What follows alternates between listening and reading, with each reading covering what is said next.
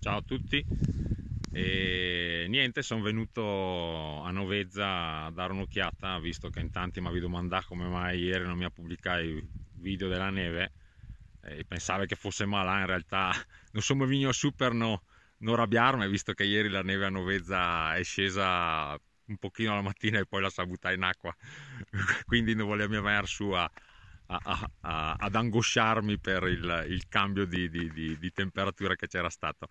E purtroppo la perturbazione che è arrivata l'avevamo già anticipato, era una perturbazione fra virgolette calda, perché accompagnata da forti correnti di scirocco da sud, e quindi correnti miti, che hanno fatto sì che dopo la nevicata di giovedì sera e venerdì mattina e poi si buttasse sostanzialmente in acqua fino a quote molto molto alte. E poi come detto anche nelle previsioni, adesso è arrivato il ramo fra virgolette più freddo della perturbazione, e già sul nord-ovest era ricominciato oggi pomeriggio a nevicare a quote basse, perché ho visto Torino che era bello bianco. Ma anche da noi insomma la quota neve si è abbassata. Adesso qua a Novezza nevica dai 1100 metri in su e sta nevicando bene, che ne sa un par di centimetri di fresca. E se le precipitazioni proseguiranno come ipotizzato anche nella prossima notte e fino a domani, insomma un po' di centimetri di neve fresca che sarà.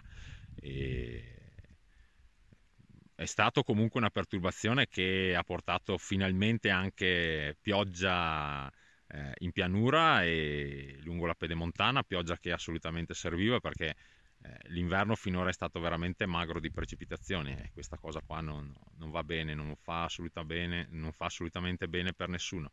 E la pioggia è arrivata, sta arrivando anche la neve, in quota comunque sopra i 1800 è nevicato sempre, quindi ottima riserva idrica per i mesi prossimi.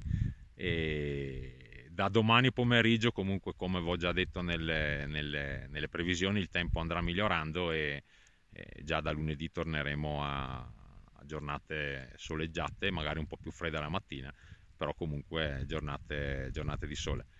Magari qualcosina si vedrà anche domani pomeriggio, insomma, quindi la perturbazione sta passando e ci sta regalando una bella nevicata in quota.